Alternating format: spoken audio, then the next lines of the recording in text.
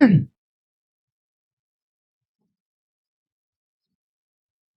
Smart अड्डा family. Good evening.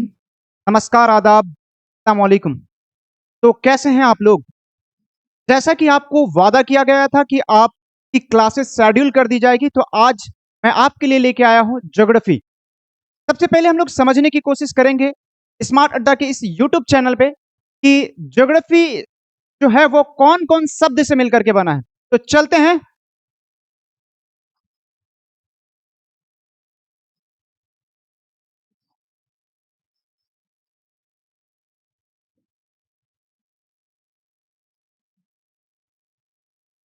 ये geography word जो है वो ग्रीक वर्ड है। कैसा वर्ड है? ग्रीक वर्ड है। और ये दो वर्ड के मिलने से बना है। एक है जियो और दूसरा है ग्राफोस। पहला क्या है? जियो। ये वो जियो नहीं है जो अंबानी वाला है। ये जियो मतलब होता है पृथ्वी का। मतलब क्या होता है? पृथ्वी, या आप कह लो भूमि, धारा, धरती। दूसरा ग्राफोस, GRAPHOS, ग्राफोस। इस ग्राफोस का अर्थ होता है अध्ययन करना। इसका अर्थ क्या होता है? अध्ययन, अध्ययन करना। अगर हम लोग जनरली बोले, भूगोल का अर्थ हुआ पृथ्वी का अध्ययन करना। का अर्थ क्या निकला?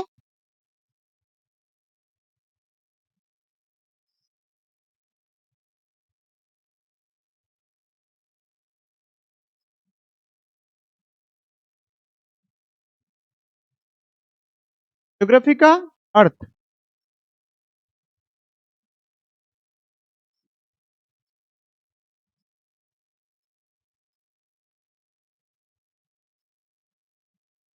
का अध्ययन।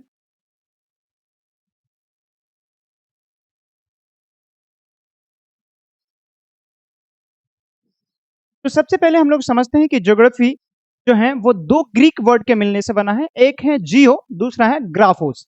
जियो का अर्थ आपको बताए पृथ्वी, या आप कह लो भूमि, या कह लो धारा, या कह लो धरती। और दूसरा बताए अध्ययन। ग्राफोस का अर्थ बताए अध्ययन करना, या वर्णन करना, या फिर आप कह सकते हो लिखना। यानी पृथ्वी के बारे में लिखना, अध्ययन करना या वर्णन करना ही क्या कहलाता है? भूगोल कहलाता है। ठीक है, तो इससे आगे बढ़ते हैं हम लोग।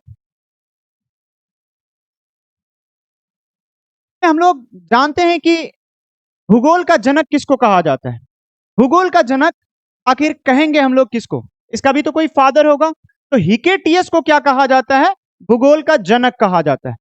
हिकेटियस को भूगोल का क्या कहा जाता है? जनक कहा जाता है। आखिर हिकेटियस को भूगोल का जनक क्यों कहा जाता है? एक सवाल तो यह भी आता है कि हिकेटियस को हम क्यों भूगोल का जनक कहें। तो हिकेटियस ने क्या किया था? एक किताब लिखी थी जिसका नाम था जेस पीरियड। किताब का नाम क्या था? हिकेटियस ने जो किताब लिखा था उसका नाम था जेस पीरियड।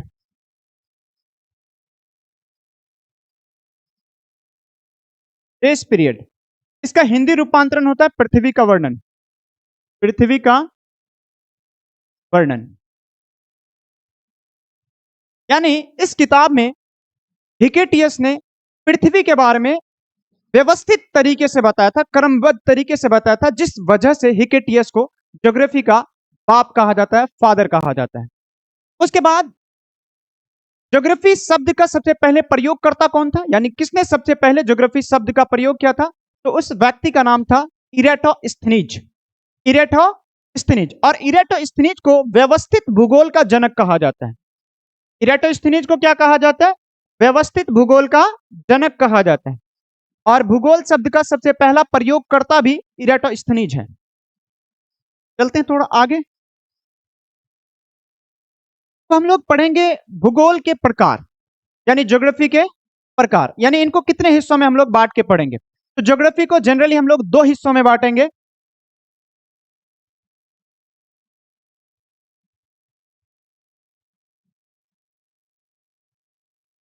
ज्योग्राफी को कितने हिस्सों में बांटेंगे? दो हिस्सों में। एक को हम लोग कहेंगे ह्यूमन ज्योग्राफी।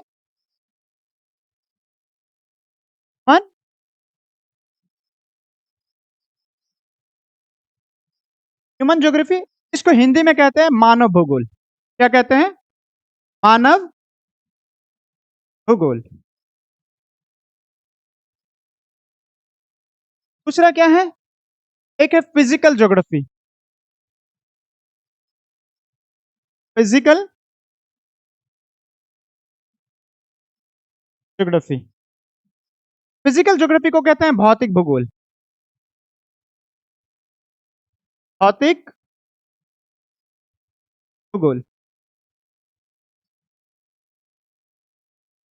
यानी भूगोल को क्या किया गया है? दो हिस्सों में बांटा गया है। एक है आपका ह्यूमन ज्योग्राफी, जिसको हम लोग कहते हैं मानव भूगोल। दूसरा है फिजिकल ज्योग्राफी, जिसको कहते हैं भौतिक भूगोल।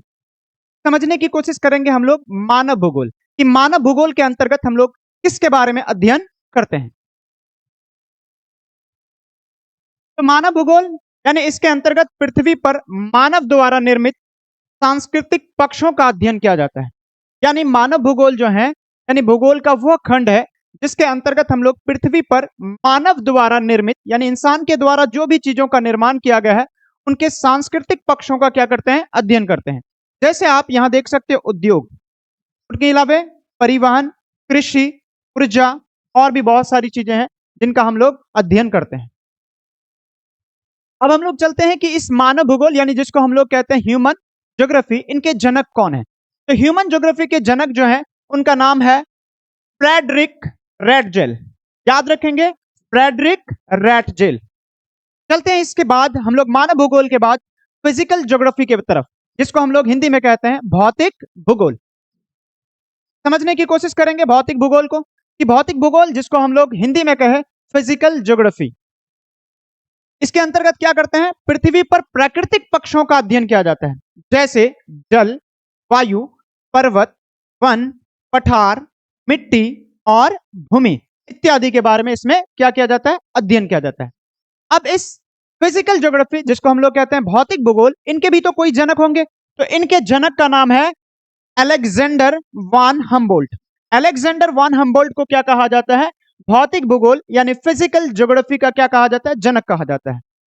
तो आप सभी बच्चे इसी तरह के क्लासेस को पाने के लिए हमारे चैनल से जुड़े हुए रहें और वीडियो को शेयर, लाइक, कमेंट करना ना भूलें, ताकि आपको हर आने वाली वीडियो तुरंत मिले। इसके बाद हमारा जो क्लास होगा वो 10th क्लास की ज्योग्राफी को लेकर के होगा, जिसमें हम लोग सबसे पहला चैप्टर को पढ़ने की कोशिश करेंगे, जिसमें चैप्टर का नाम है भारत, संसाधन एवं उपयोग। अच्छे तरीके से आपको समझाया जाएगा विद कॉन्सेप्ट। रटने की चीजें आपकी कम होगी, ज्यादातर कॉन्सेप्ट दिया जाएगा, बेहतर तरीके से आपको पढ़ाने की कोशिश की जाएगी, ताकि आपको ज्योग्राफी के सवाल जब आप बनाओगे ऑब्जेक्टिव में, तो आपको लगेगा कि हम सारा कुछ पढ़े हुए हैं। एक भी ऑब्जेक्टिव ना छूटने की गारंटी मेरी है। अब जिम्मेदारी स्मार्ट अड्डा के ऊपर छोड़ दें, आप 100% आपका ऑब्जेक्टिव क्लियर होगा बिहार बोर्ड के लिए। सभी बच्चे आप एक दूसरे तक इस चीज को पहुंचाएं। Thank you. जय हिंद, जय भारत। नमस्कार, आदाब।